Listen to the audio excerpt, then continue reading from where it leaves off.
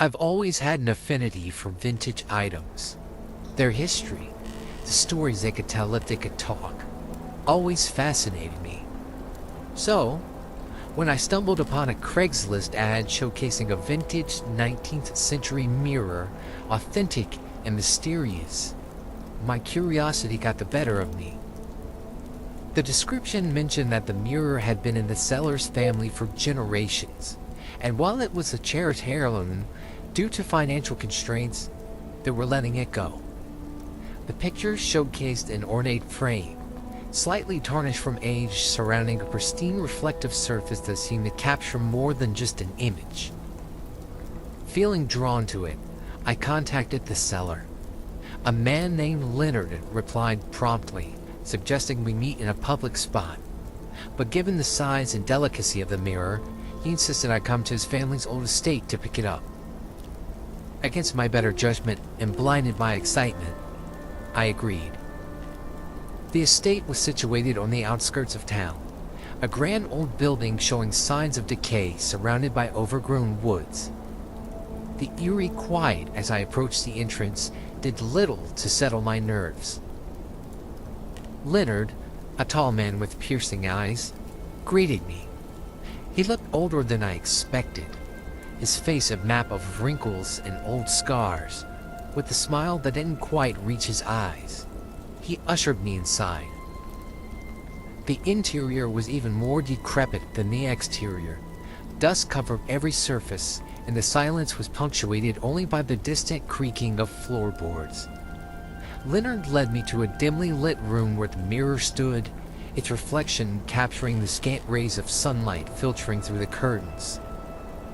As I inspected the mirror, Leonard began to share its history. They say it belonged to a witch, a powerful one. Over the years, it's said to have abilities. Sometimes it shows more than just the present.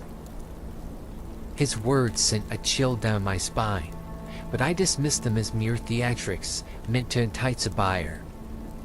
But as I peered into the mirror, for a split second, I saw not my reflection, but an image of the room, decayed in ruin, with Leonard standing behind me, his eyes hollow and a malevolent grin stretching impossibly wide. Startled, I turned around, but Leonard was across the room, his expression neutral. "You saw it, didn't you?" he asked. Feeling trapped and overwhelmed, I made an excuse about reconsidering the purchase and headed for the exit, but every door I tried was locked. Panic rising, I realized that the house was not as deserted as it seemed. Whispers echoed through the hallways, shadows flitted just out of view, and every reflection in the myriad of mirrors adorning the walls showed the same terrifying image of Leonard. In a desperate bid, I managed to smash a window and climb out, cutting myself in the process. Gasping for breath and heart racing, I made it to my car and sped away, never looking back. The police later investigated my claims, but the estate, which had been empty for decades, showed no signs of recent habitation. Leonard, it seemed, did not exist. At least, not in the world I knew.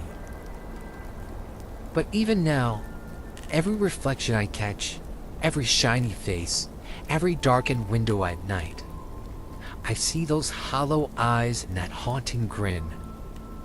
The mirror might have remained at the estate, but its curse, it seems, followed me home.